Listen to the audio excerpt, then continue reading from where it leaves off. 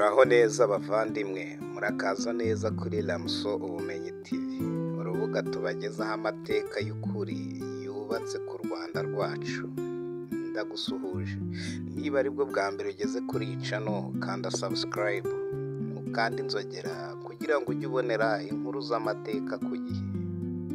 Uyu munsi turabagezaho inkuru idasanzwe, amateka y'ubufundo, kimwe mu bihugu bya kera byari bigize uruhare rukomeye mu kubaka u Rwanda.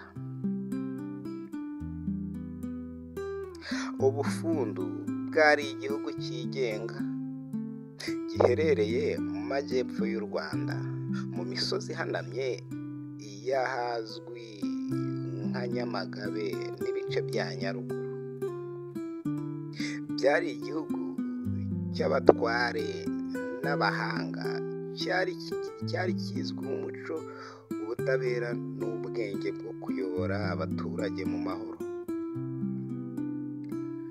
Nk'uko n'ibindi bihugu bya cyami byahozeho, ubufundu bwari bufite abami b'ubwenge n'ubutwari. Abami bamenyekanye cyane harimo Nsoro Samukondo, Nyaruzi na Rwampungu. Aba bami baranzwe no gukunda amahoro, kurengera abaturage no kurinda igihugu cyabo ku migenzereze mibi y'abaturanyi. Ariko uko imyaka yagiye ishira, ubwami bw'u Rwanda bwari buyobowe na Ruganzu wa kabiri Ndoli, bwifuje guhuza ibihugu byose bikomeye byari bigize u Rwanda rwa kera. Ruganzu yohereje ingabo ze mu bufundu, haba intambara ikomeye cyane kuko abafundu bari abantu b'intwari batigeze bemera kwigarurirwa byoroshye. Ariko nyuma y'urugamba rukomeye, ubufundu buratsindwa, bukaba igice cy'ubwami bw'u Rwanda. Uko guhuzwa kwabaye intangiriro y'u Rwanda rumwe rukomeye. Abaturage b'ubufundu bari bafite imico yihariye, bakundaga imbyino n'inanga za Kinyarwanda, bakundaga abakuru n'abapfumu, kandi bari bazwiho ubutwari n'ukuri.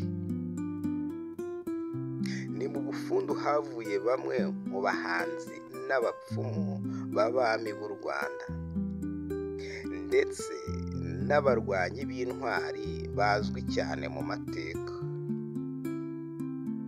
Bavandimwe, amateka y'ubufundu atwibutsa ko u Rwanda rwubatswe ku buvandimwe, ubutwari n'umuco wo gukunda igihugu. Kumenya ubufundu ni ukumenya inkomoko yacu, aho ubumwe bwacu bwakomotse. Murakoze gukurikirana iyi nkuru kuri Ramso Ubumenyi TV. Niba ukunda amateka nk'aya, subiza na like, ukanda subscribe, unasharinge iyi nkuru y'amateka n'abandi kugira ngo amateka yacu atazibagirana. Murabeho, tuzongera mu yindi nkuru y'amateka y'u Rwanda rwacu. Naho ubutaha, Imana ikomeze ibane namwe.